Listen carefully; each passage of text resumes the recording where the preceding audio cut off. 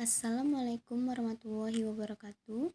Perkenalkan, nama saya Siti Muslimawati dari kelas 12 PTKP 1 SMK Negeri 2 Kota Jambi dengan guru pembimbing Bu Elvi Sumanti SPD dalam mata pelajaran Otika Humas dan Keprotokolan. Dalam video pembelajaran ini, saya akan menjelaskan tentang penyelenggaraan pertemuan rapat. Apa itu rapat? Rapat merupakan suatu alat atau media yang digunakan untuk melakukan komunikasi oleh suatu kelompok, bersifat tatap muka dan membahas hal yang penting, dilakukan oleh banyak organisasi, baik pemerintah ataupun swasta.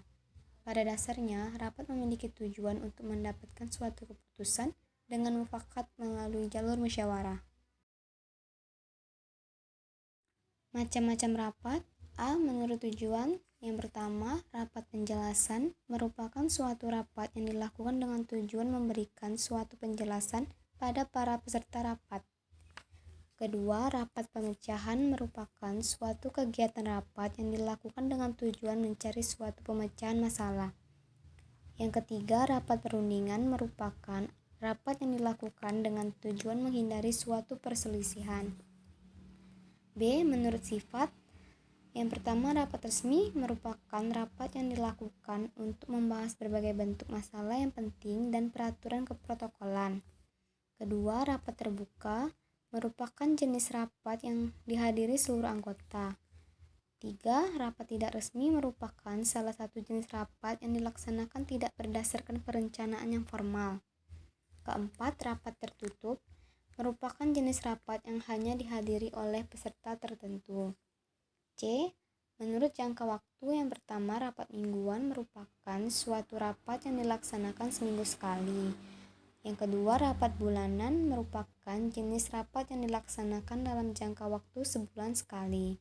Ketiga, rapat semesteran merupakan jenis rapat yang dilaksanakan dalam jangka waktu 1 semester atau 6 bulan sekali.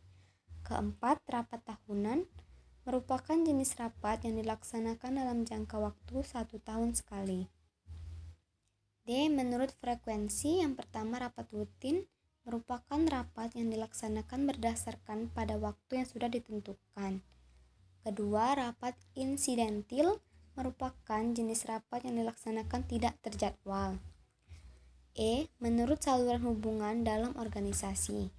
Yang pertama, rapat vertikal adalah jenis rapat yang dilakukan antara pimpinan dan bawahan dengan tujuan untuk memberikan informasi mengenai berbagai bentuk peraturan atau kebijakan pimpinan atau juga untuk mengambil suatu keputusan.